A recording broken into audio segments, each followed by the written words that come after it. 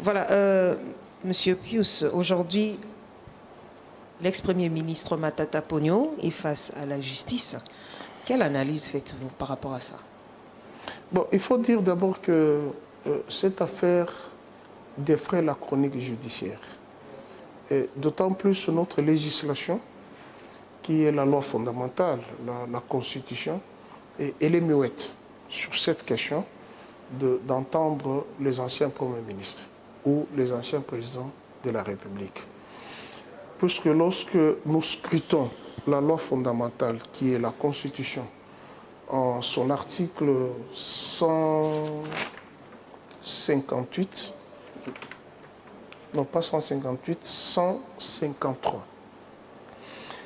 L'article 153 donne les attributions de la Cour de cassation. La Cour de cassation connaît les affaires dans quel domaine. Il serait mieux que nous puissions le lire, puisque cette affaire est partie du Sénat, où il avait été accusé dans l'affaire dite de la zarianisation. La zarianisation, c'est-à-dire en 1973, lorsque le maréchal Mobutu a dépossédé certains expatriés de leurs biens, il les a confiés aux Zaïrois à l'époque, et les victimes sont allées se plaindre. Et l'affaire est arrivée même au niveau des instances nationales, internationales. Il a été exigé au gouvernement congolais d'indemniser ces victimes, ce qui a été fait. Malheureusement, en réalité, ce n'était pas dans l'affaire de la zarianisation qu'on voulait mettre la main sur Matata. C'était dans l'affaire Bukangalozo. Pourquoi dans l'affaire Bukangalozo? Parce qu'au préalable, il y avait les enquêtes de l'IGF. L'IGF a initié les enquêtes au niveau de Bukangalozo lorsqu'il y a eu clameur publique. Et sur place, les enquêtes de l'IGF n'ont pas été sincères, s'il faut le dire, dans ce sens. Pourquoi? Parce que, oui, il faut le dire, les enquêtes n'ont pas été sincères, puisque dans leur rapport, les inspecteurs ont mentionné l'absence d'un engin. Alors que cet engin, ce grand engin, se trouve à Bukangalozo. Il faut d'abord donner la superficie de Bukangalozo, c'est à la dimension de la ville de Paris. Et puis il y a eu la visite de l'ancien Premier ministre, Sylvestre Ilunga Ilunkamba. Lorsqu'il est allé à Bukangalozo, au lieu de l'amener à l'endroit où les travaux ont été effectués, on l'a amené ailleurs. Ce qui fait qu'il s'était exclamé du fait qu'à Bukangalozo, il n'y avait rien. Et ensuite, il y a eu la commission parlementaire de l'actuel ministre de Transport, Chérubin Okende, faisait partie de cette commission. Il y avait Eliezer Tamboué qui faisait partie de cette commission. Il y avait Adon Dombassi qui faisait partie de cette commission. Il y avait Ogi Kalonji, 4 députés qui sont allés à Bukangalozo. Ils ont trouvé exactement qu'il y avait des maïs à Bukangalozo. En lieu et place de maïs, il y avait du chanvre.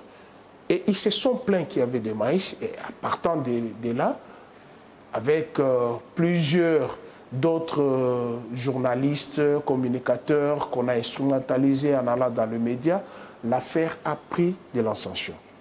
Le Sénat a mis en place une commission parlementaire de 22 sénateurs. À l'issue de cette commission, l'affaire a été portée au Sénat.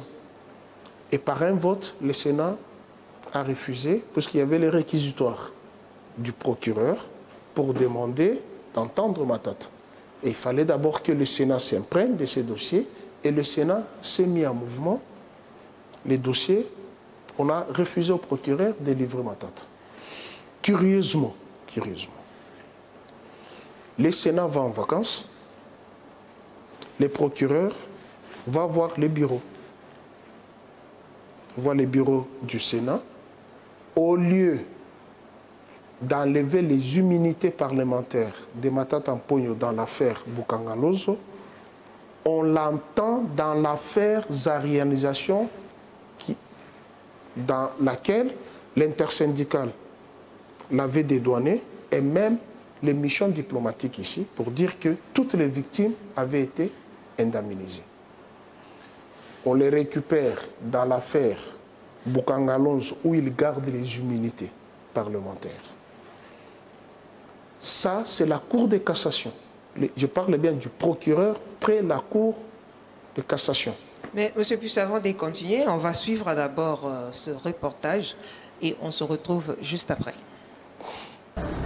La Cour constitutionnelle en RDC a déclaré lundi qu'elle était incompétente pour juger Matata Mponyo. L'ex-premier ministre congolais est poursuivi dans le cadre d'une affaire de détournement de fonds. Le privilège de juridiction cesse avec la fonction. Matata Mponyo doit être poursuivi devant son juge naturel, a déclaré le président de cette juridiction. L'accusé a été Premier ministre de 2012 à 2016. Or, la juridiction n'est compétente que pour le président et le Premier ministre en fonction. Sénateur, Matata Mponyo pourrait peut-être être poursuivi devant la Cour de cassation après la levée de son immunité. Réaction de la défense, la Cour constitutionnelle a démontré qu'il y a un vide juridique en la matière. Avant d'ajouter, Matata Mponyo n'est plus justiciable au Congo, il faut chercher un juge de Dieu. L'ex-chef du gouvernement congolais est soupçonné d'avoir détourné avec deux autres co-accusés plus de 200 millions de dollars destinés au parc agro-industriel de Boukangalonzo à 250 km au sud-est de Kinshasa.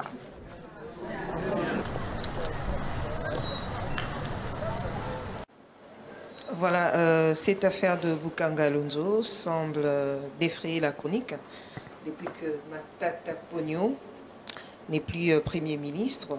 Et à l'époque, c'était l'ex-premier ministre Ilunga Ilukamba qui s'était exclamé que rien n'avait été fait, exactement. IGF arrive. Pourquoi ces enquêtes dérangent? Oui, c'est de ça ce que je vous disais au préalable, que les enquêtes de l'IGF n'ont pas été sincères, puisque l'IGF avait fait fi de ne pas mentionner un engin qui était à Boukangalonzo. C'est seulement à cause de ça? Oui, puisque les enquêtes doivent être sincères. Lorsque vous menez les enquêtes, vous devrez dire que tel objet, tel objet, tel objet se trouve, plutôt le faire disparaître alors dans vos rapports, alors que l'engin existe réellement. Ce que je voulais dire, les reportages que nous venons de voir, c'est on a un peu anticipé. Là, c'est à la Cour constitutionnelle. Nous allons arriver. Je parle de la première audience au niveau de la Cour de cassation. La Cour de cassation, le procureur s'est saisi, les met devant la Cour de cassation. Et arrivé devant la Cour de cassation, selon les textes que nous avons dans la Constitution, la Cour de cassation ne connaît pas les affaires du Premier ministre honoraire ni du président honoraire. Comment il de rappeler encore là? Je vous rappelle, c'est dans l'article 153 qui dit exactement ceci. Il est institué un ordre de juridiction judiciaire composé des cours et tribunaux civils et militaires placés sous le contrôle de la Cour de cassation. Sans préjudice des autres compétences qui lui sont reconnues par la présente Constitution ou par les lois de la République, la Cour de cassation connaît des pourvoirs en cassation formés contre les arrêts et jugements rendus en dernier ressort par les cours et tribunaux civils et militaires. Dans les conditions fixées par la Constitution et les lois de la République, la Cour de cassation connaît en premier et dernier ressort les infractions commises par 1. Les membres de l'Assemblée nationale et du Sénat, les membres du gouvernement autre que le Premier ministre. Et on va comprendre autre que le Premier ministre. Et le Premier ministre sera jugé par qui? Les membres de la Cour constitutionnelle, les magistrats de la Cour de cassation ainsi que du parquet près cette Cour, les membres du Conseil d'État et les membres du parquet près ce Conseil, les membres de la Cour des comptes et les membres du parquet près cette Cour, les premiers présidents des cours d'appel ainsi que les procureurs généraux près ces cours, le premier président des cours administratives d'appel et les procureurs près ces cours, les gouverneurs, les vice-gouverneurs des provinces et les ministres provinciaux, 10, les présidents des assemblées provinciales, les cours et tribunaux civils et militaires appliquent les traités internationaux dûment ratifiés, les lois, les actes réglementaires pour autant qu'il soit conforme aux lois ainsi que la coutume, pour autant que celle-ci ne soit pas contraire à l'ordre public ou aux bonnes mœurs. L'organisation, le fonctionnement et les compétences des juridictions de l'ordre judiciaire sont déterminées par une loi organique. En fait, ce sont les personnalités qui sont jugées à la Cour de cassation.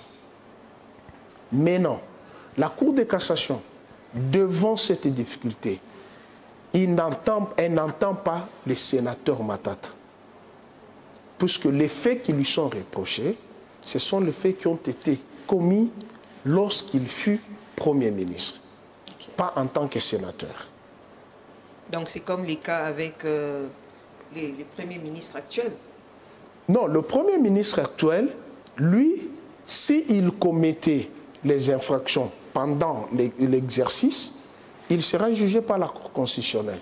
Et c'est ça ce que dit l'article 161 qui dit la Cour constitutionnelle connaît des recours en interprétation de la Constitution sur saisine du président de la République, du gouvernement, du président du Sénat, du président de l'Assemblée nationale, d'un dixième des membres de chacune des chambres parlementaires, des gouverneurs des provinces et des présidents des assemblées provinciales. Là, c'est pour l'interprétation.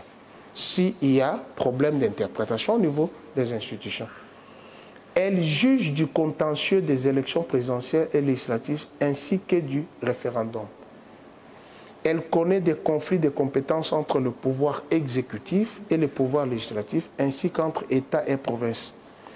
Et ça, je veux, à l'article 164, qui dit « La Cour constitutionnelle et les juges pénals du président de la République et du Premier ministre pour des infractions politiques, de haute trahison, d'outrage au Parlement, d'atteinte à l'honneur ou à la probité, ainsi que pour les délits d'initiés et pour les autres infractions de droit commun commises dans l'exercice, pourquoi j'insiste dans l'exercice, et ou à l'occasion de l'exercice de leurs fonctions, je veux le dire encore puisqu'il y a eu un précédent, elle est également compétente pour juger leurs co-auteurs et complices.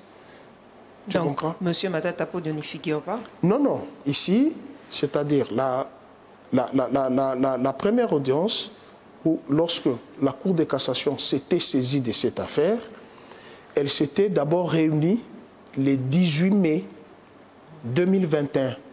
Il y avait une plénière, parce que entre eux, ils ne savaient pas comment juger un ancien Premier ministre. Et la conclusion de ce procès verbal, si vous permettez, je peux le lire. Vas-y, vas-y. La conclusion dit exactement ceci.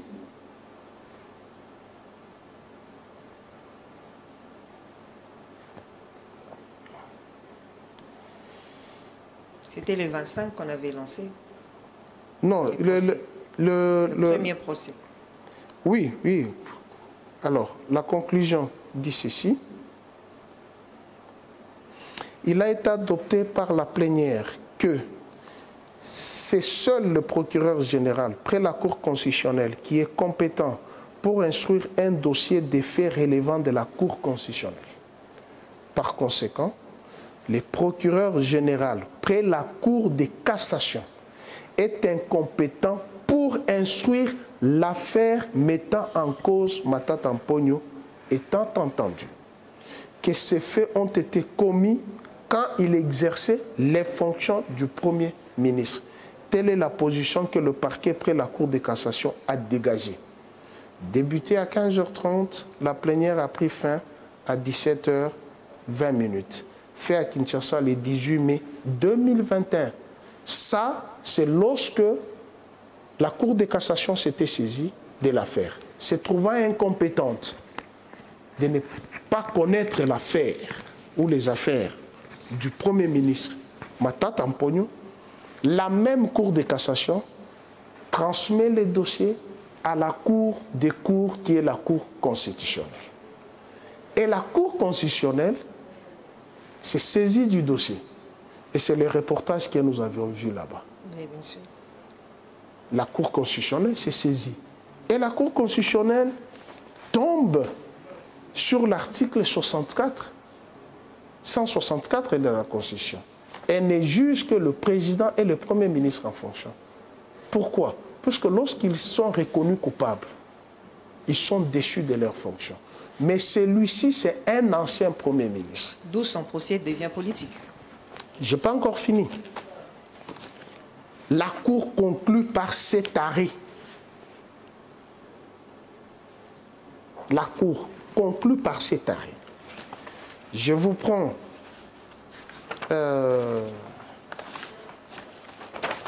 la 15e feuillet, voilà, qui dit... En tout cas, vous êtes armé, hein.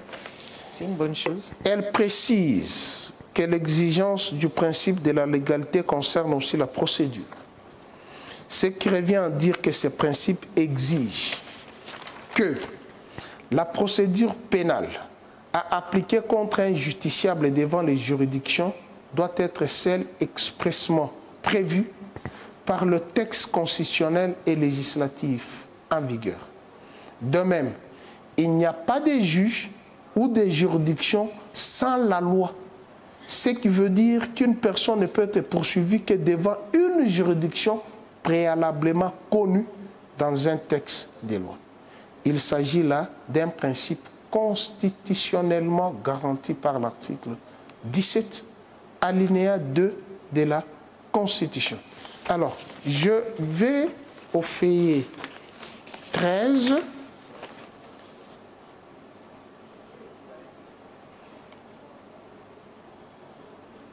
Cependant, le législateur peut prévoir des règlements de procédures pénales différentes selon les faits, les situations et les personnes auxquelles elles s'appliquent, pourvu que les différences ne procèdent pas de discriminations injustifiées et que soient assurées des garanties égales ou justifiables.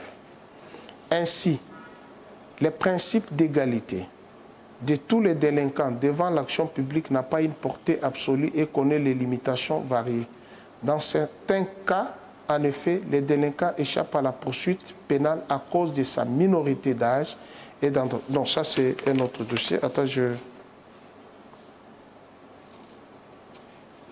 Voilà. V15, en l'espèce, la Cour constate qu'il ressort des éléments du dossier que le prévenu Matata Amponio Augustin a été Premier ministre de 2012 à 2016. Qu'à ce jour, il n'exerce plus les dites fonctions. Elle relève que la compétence juridictionnelle étant d'attribution, le prévenu Matata Amponio Augustin, qui a cessé d'être Premier ministre en fonction au moment où les poursuites contre lui sont engagées, doit être poursuivi devant son juge naturel. De sorte que, autrement, il serait soustrait du juge que la Constitution et les lois lui assignent. Et c'est en violation de l'article 19, alinéa 1 de la Constitution. De ce fait, le prévenu Matata Amponio Augustin ne saurait être poursuivi devant elle sur base de l'article 163 de la Constitution. Elle rappelle que la théorie de l'interprétation du droit pénal est marquée par le caractère strict et l'interprétation et est basée sur le principe de la légalité des délits et des peines. De même, la procédure pénale est caractérisée par les principes selon lesquels la loi doit être prévisible et accessible. Une décision judiciaire condamnant un prévenu au mépris de ces principes ne peut être régulière.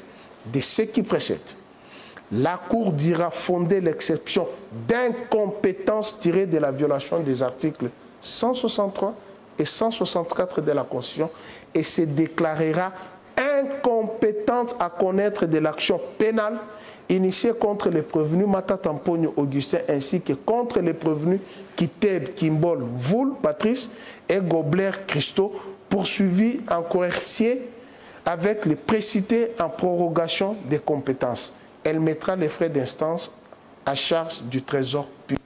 C'est-à-dire, la Cour des cours se dit incompétente, suivant les articles 163 et 164. Et ça, c'est l'arrêt de la Cour.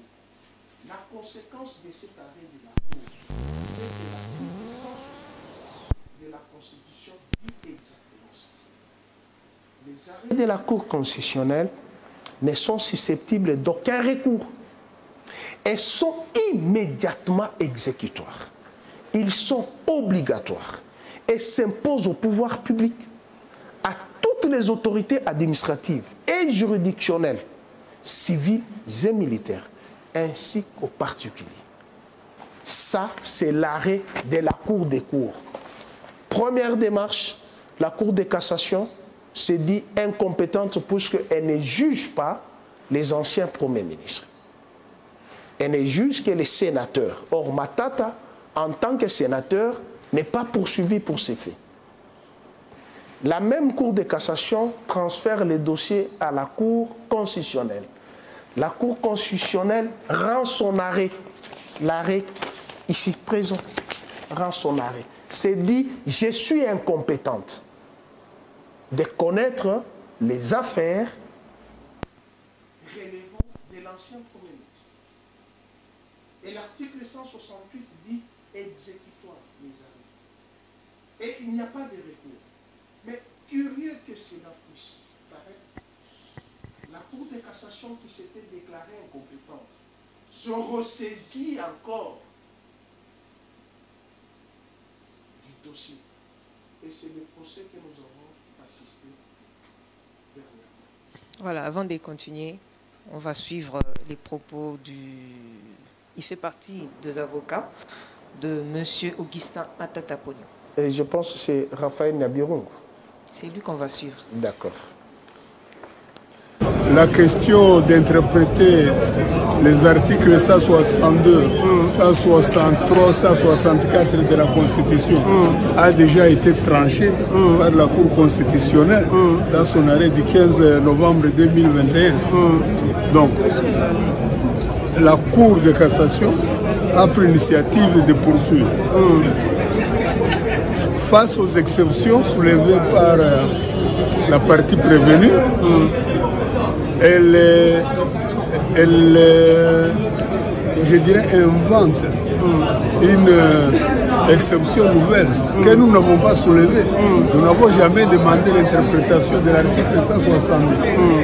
Bon, comme elle a décidé ainsi, que là est d'où nous venons, et où la Cour constitutionnelle a déjà tranché. Et je ne pense pas que la Cour constitutionnelle va se dédire. Elle va soit rejeter la requête de la Cour de cassation, soit confirmer sa jurisprudence du 15 novembre 2021. Voilà, vous avez suivi la Cour constitutionnelle, la Cour de cassation ont tranché.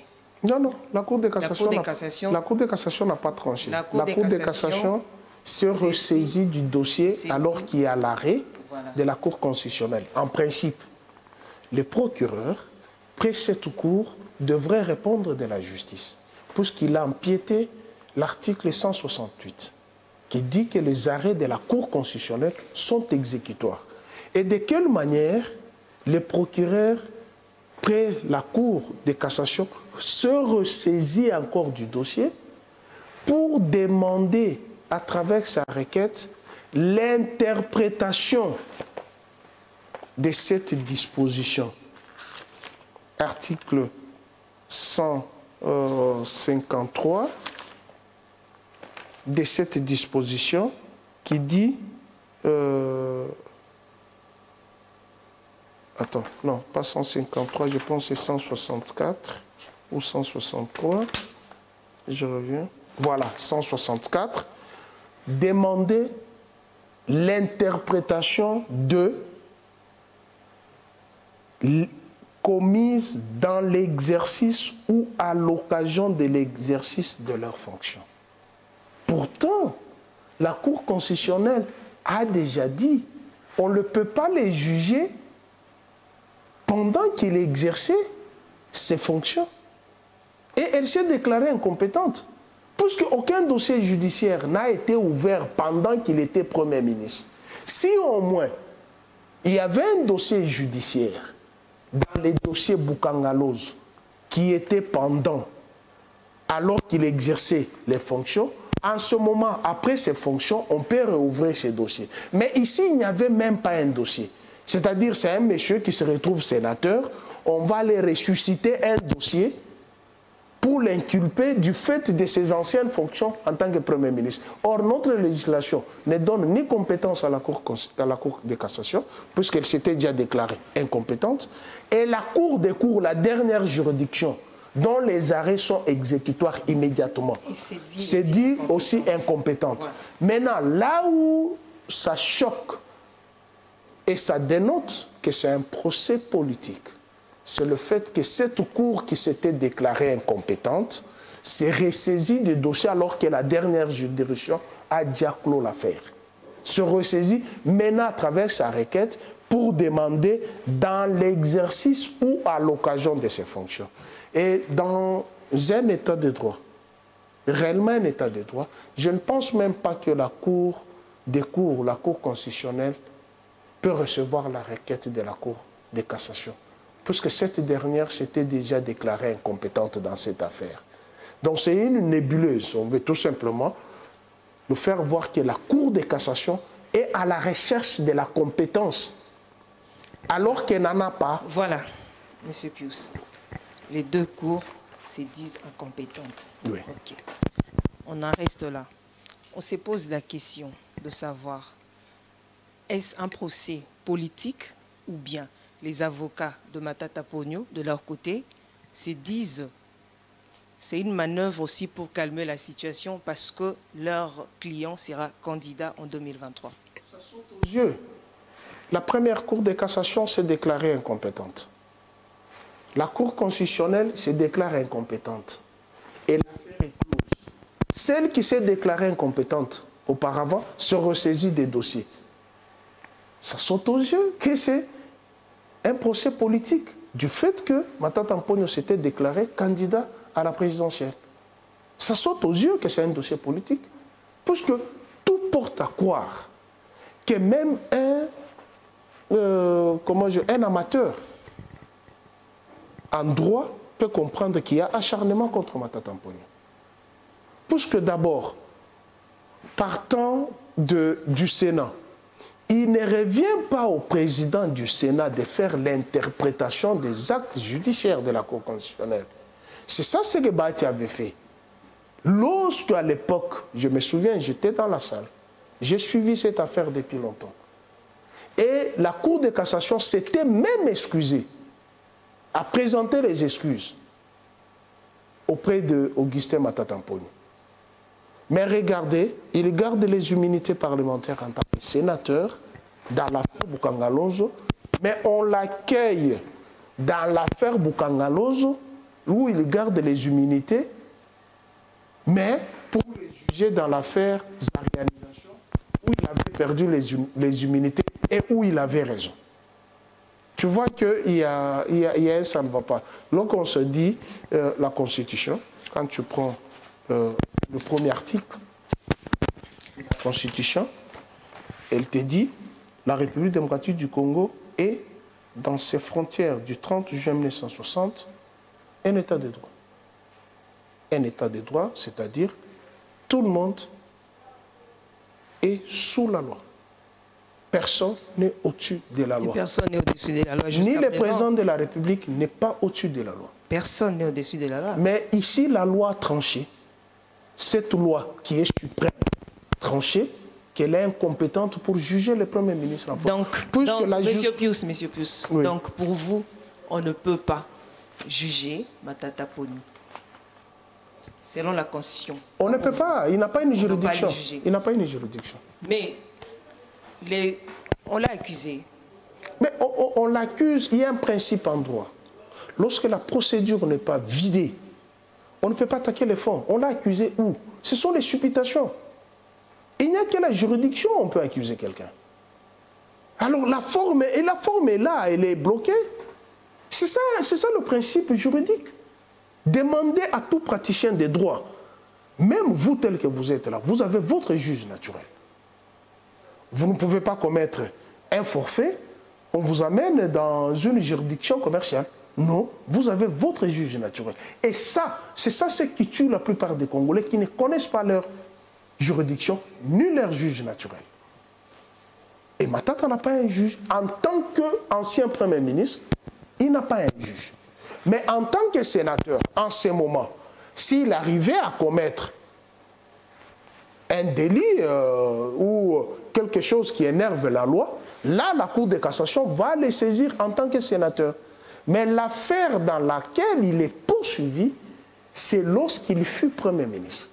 Or, les anciens... Enfin, cette juridiction, elle n'est pas constituée contre Matata Mponyo. Les anciens premiers ministres, il y en a. Il y a Mouzito Ela, il y a Sami Badibanga, il y a Bruno Tibala, il y a Ilunga Ilunga, sont les anciens premiers ministres. Voilà, on va suivre d'abord la réaction de son secrétaire général et on se retrouve juste après. Voir Fachi, le pouvoir Tshisekedi, c'est que les jeunes, c'est la candidature déclarée du Premier ministre Matata Mponyo à la présidence de la République. Le Premier ministre Matata ne s'est pas déclaré candidat. Non, il est porté candidat par son parti que nous représentons ici. Un point trait. Et si il pense que cette candidature sera retirée un jour, il se trompe. Le parti n'y reviendra plus. Il est candidat et va rester, il va demeurer candidat jusqu'à l'élection. Et ces élections, nous les attendons. C'est tout ce que nous disons à cette étape. Fini ce théâtre-là. Parce que dans tous les cas, les arrêts rendus par la Cour constitutionnelle, ces arrêts-là sont sans appel. Sont sans appel. Et donc maintenant, non, ce théâtre-là, les Congolais disent aussi batté. Voilà, Matata Mponyo face à la justice. Son secrétaire général vient de réagir. Il y tient à ce qu'il soit candidat en 2023 avec son parti LGD. Oui. C'est un droit reconnu à tout Congolais. C'est un droit reconnu et c'est ça ce qui fait peur dans l'autre camp du fait que, vous savez d'abord, il faut qu'on se le dise, hein, nous qui aimons bien l'histoire de ce pays, de tous les premiers ministres que la République démocratique du Congo a connus, de tous les premiers ministres, aucun premier ministre n'a posé aussi les actes visibles plus que Matata Mponyo. Il a transformé la primature. Il a donné un autre rythme de travail à la primature. Il a mis la bancarisation des fonctionnaires. Congo Airways, Transco. Et vous avez vu plusieurs places ici à la Gombe qui ont changé de visage. Et il y a eu une autre forme de gouvernance. C'est vrai, il était face à ses ennemis. Et ce n'est pas ça qui fera qu'on les vote. Non, mais oui, il a un bilan, il a un bilan. Moi aussi, je suis candidat à la présidentielle. Mais il faut être cohérent, il faut être juste. Il a un bilan. Par rapport à l'actuelle gouvernance. Il a un bilan, certes. Oui, si. Il a un bilan. Mais il y a le problème des Bukangalonzo qui n'ont jamais été résolus. Madame, parce qu'il y a toujours des difficultés. Il y a toujours des difficultés par rapport à ça. C'est pas ça qui fera que Matata Mponyo soit élu en 2023. D'abord, l'affaire Bukangalonzo, vous avez vu M. Gobler, Christo, vous l'avez vu. La première fois, lorsque la Cour de cassation s'était saisie de l'affaire, on lui avait refusé qu'il comparaisse. Alors qu'il était venu de plein droit, de son gré. Il détient tous les bordereaux des transactions d'argent. Ce qu'on reproche à Matata Mponyo, selon certaines oreilles ou certains yeux maléfiques, c'est qu'il y a eu des détournements de plusieurs millions d'argent. Mais les gestionnaires Africom, M. Kobler, c'est un consortium sud-africain. Il n'y avait pas une société là-bas, il y avait plusieurs sociétés. Je vous ai dit, la superficie de Bukangalonzo, c'est la ville de Paris. Donc ce sont les travaux. Nous avons mangé Bukangalonzo.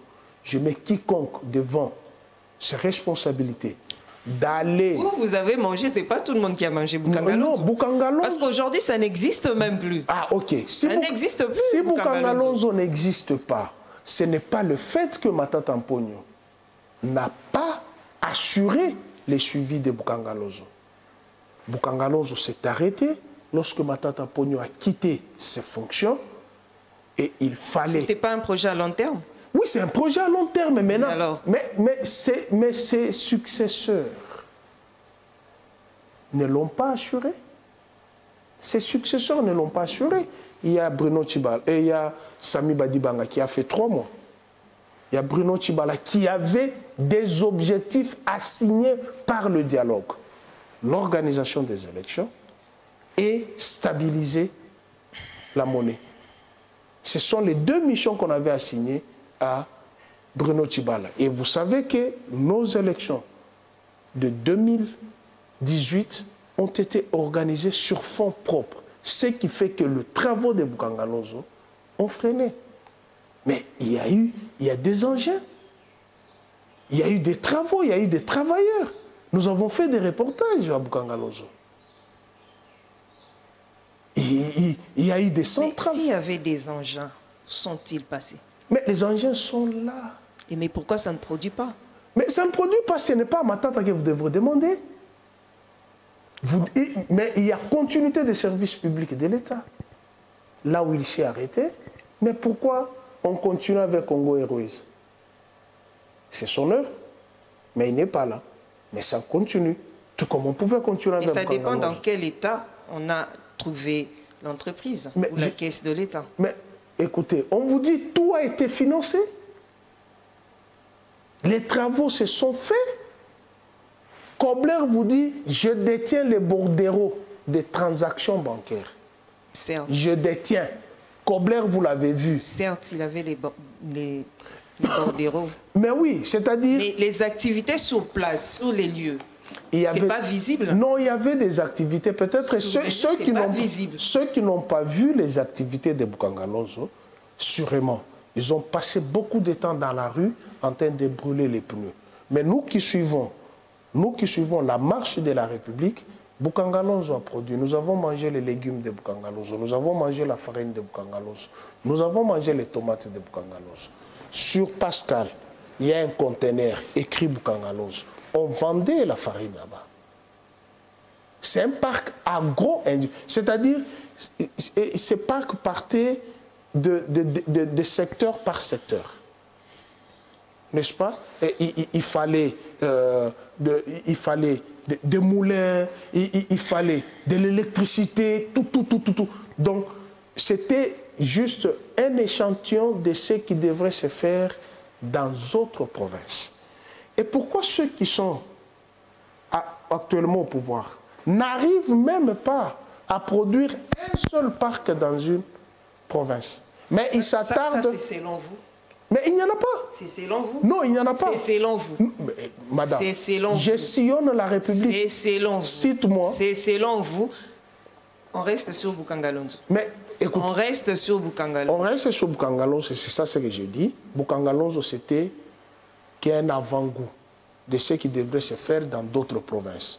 Pour mettre fin à la sécurité. Qu'est-ce qui a empêché à Matata Ponyo de réaliser cela dans toutes les autres provinces? Mais parce que si on a financé, il y a les bordereaux qui est sur qui. Mais qu'est-ce qui a empêché à ce que ces actions se réalisent, se concrétisent dans d'autres provinces? On a commencé avec Boukangalonzo.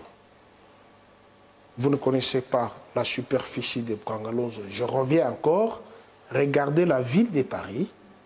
C'est ça la superficie de Boukangalonzo. Ça, c'est une bonne chose. Je continue, normalement, madame. on devrait multiplier ces actions dans toutes les autres provinces. Qu'est-ce qui a empêché? Rien. Mais je vous ai dit, Matata Ponyo a posé les jalons. La première pierre, comme d'habitude. Bon, il a posé les jalons. Voilà. Et puis il est parti. Il est parti à la faveur du dialogue. Son mandat, où il devrait être encore Premier ministre, en d'autres termes, toutes ces activités devraient se réaliser que pendant son mandat. Non, pas nécessaire. Mais pourquoi, non, pas nécessaire. Pourquoi alors que ça n'y a pas de continuité? Mais il n'y a pas de continuité, madame, vous le dites bien. Ses successeurs ne l'ont pas fait. Ses successeurs, ils sont 4. Sami, Bruno, Ilunga Ilunkamba et Sama. Ils ne l'ont pas fait parce que les départs étaient déjà bâclés. C'était un mauvais départ. C'est ce qui a fait qu'il n'y a pas... C'est ce qui a fait qu'il n'y a plus de continuité. Je vous dis... Parce que si les départs étaient bons, je suis sûr la suite allait être Les départs étaient meilleurs. Je vous ai dit, nous avons mangé Bukangalonzo. Il y avait la commission. Il y avait la commission. Vous avez mangé, c'est pas tout le monde qui a mangé Bukangalonzo. Il y avait la commission. Il y avait la commission parlementaire. Je vous ai cité les noms. L'actuel ministre des Transports, Chéribin Okende, était dans cette commission. Les députés Eliezer Tamboué étaient dans cette commission.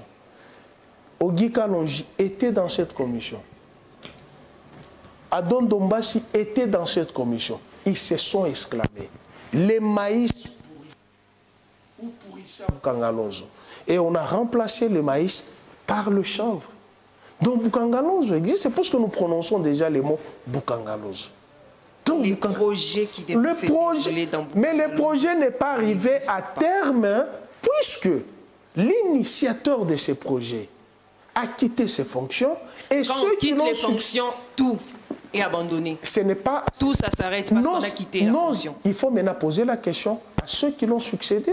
C'est eux qui devraient poursuivre l'œuvre, ce n'est pas lui. Déjà les départs, comment on va chercher ceux qui sont venus les succéder si les départs étaient mal partis? Mais quel départ qui était mal parti? Je vous ai Aujourd'hui, il est face à la justice, pourquoi? Non, il est face à la justice puisqu'on veut tout simplement les clouer politiquement. Ce n'est pas un dossier... Parce qu'il est candidat. C'est pour cela qu'on veut les clouer. Justement, oui, justement. Bien, pour vous, selon vous, il fait peur. Oui, selon vous, il fait peur au gouvernement actuel. Si, il fait peur, puisqu'il s'était déclaré candidat. Et lorsque vous avez suivi son secrétaire général, il a dit, vont ternir mordicus, il sera candidat, puisqu'il ne se reproche de rien.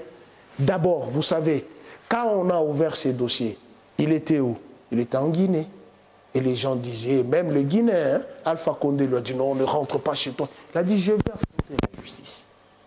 Il a dit, je vais affronter la justice. Affronter la justice n'est pas dire que non, tu gagnes face à la justice. Non, quand tu es serein, lorsque tu ne te reproches de rien, la justice n'est pas là nécessairement pour condamner. La justice est là aussi pour disculper, voilà, pour innocenter, oui, n'est-ce pas? Oui. Mais ici, nous sommes face à la procédure. Ça sont les principes de droit. On ne peut pas escamoter ces principes des droits, sinon nous serons dans une nation anarchique, nous serons dans un pays anarchique. On doit d'abord respecter les procédures. Parce que si on crée ce qu'on appelle la prostitution judiciaire, la jurisprudence, si on crée une jurisprudence pour entendre les anciens premiers ministres, mettez-vous en tête que c'est une brèche qui s'ouvre aussi pour l'actuel président de la République, puisque d'ici une année, s'il n'est pas réélu, il sera ancien président de la République et compte tenu de tous les scandales que nous entendons parler, il se fera face à la justice. Certes, il fera face à la justice, mais ce n'est pas dit. Là, ça devient une vengeance. C'est pour dire que non, si aujourd'hui, ceux qui sont là ont des difficultés, c'est que demain, les autres auront aussi des difficultés. Non, il n'y a pas une vengeance. Il n'y a pas une vengeance. Les droits restent le droit. Les droits est là pour régenter la vie humaine. Mais si M. Matata Ponyo n'a pas pu bien travailler, n'a pas pu, parce qu'aujourd'hui on parle, il est face à la justice, pas face au projet Bukangalonzo. S'il n'a pas pu gérer ce projet, vous pensez qu'il pourra gérer une grande superficie qu'est la RDC? Il a mieux géré ce projet. Je reviens à dire chaque fois. S'il avait bien géré cela, il n'allait pas être face à la justice. Il n'allait pas être face à la justice s'il avait bien géré. Je reviens à dire... Il n'allait pas être face à la justice s'il avait bien géré. Je reviens à dire que la justice, il est face à la justice instrumentalisée. Pas une Tout justice... le monde dit la même chose. Mais madame, je vous ai... constitutionnel, les attributions de la Cour de cassation, qui s'est déclarée incompétente à juger le Premier ministre honoraire. La même Cour a transmis les dossiers à la Cour des cours, la dernière juridiction, qui entend le président de la République et le Premier ministre en cas de trahison. La Cour des cours vous dit « je suis incompétente ». Et elle met fin à cette situation dont la récit présent. Et par quel mécanisme la juridiction inférieure à la Cour des cours se ressaisit du dossier pour demander l'interprétation de l'article 64. C'est par rapport à ça que vous pensez que Matata Ponyo est clean. Mais Madame, lorsque la personne elle-même accepte de faire face à la justice, commençant d'abord par le respect des procédures, c'est-à-dire ne se reproche de rien. Christo Gobler, n'est pas congolais, il vit en Afrique du Sud. Il pouvait rester en Afrique du Sud et dire non, je fuis. Mais il a quitté l'Afrique du Sud pour venir éclairer la lanterne. C'est-à-dire ce sont les gens qui ne se reprochent de rien. Mais la crainte, c'est laquelle? Le fait que la justice est instrumentalisée, on risque de mettre la main sur lui, comme on en a fait dans le procès 100 jours, qui est devenu un procès scandaleux, dont l'argent ne se fait pas voir, mais tous les incriminés sont dehors. Mais l'argent porté disparu. Les maisons, la Tanzanie bientôt, les vend aux enchères. Rien n'a été fait. C'est ça la crainte. Alors s'il faudrait remettre les anciens premiers ministres devant la justice pour les faits commis lorsqu'ils étaient encore premiers ministres, le législateur est là. Il faut revoir la Constitution. Mais attention, en révisant la Constitution, Matata ne sera pas justiciable puisqu'il n'y a pas effet rétroactif. C'est ça, la célérité du droit. Il faut faire attention, lorsqu'on se dit, ceux qui se proclament état des droits, il faut faire attention, il faut maîtriser le droit. Et nous, parfois, nous Congolais, même devant nos juges, on se rend compte que si je suis devant les juges, ils quittent nous que je suis fautif. Je n'ai aucun droit de récuser cette juridiction. Non, si vous connaissez les droits, vous n'avez pas le droit de me juger. Tu n'es pas mon juge. Et c'est ça ce que Matata Mponyo a fait. Suivant le texte, la Cour constitutionnelle n'est pas juge des anciens premiers ministres et des anciens présidents de la République. À moins, comme Chilomboïla, pendant qu'il exerce ses fonctions et qu'il y a un dossier judiciaire qui est ouvert, pendant qu'il exerce les fonctions, et lorsqu'il va quitter ses fonctions, il sera jugé par la Cour de cassation. Voilà, nous sommes à la fin. Merci parce que vous avez répondu à notre invitation. Merci beaucoup, chers consoeurs. Voilà, c'est la fin de ce nouveau numéro Entretien. On s'est fixé rendez-vous pour un autre prochainement. Au revoir.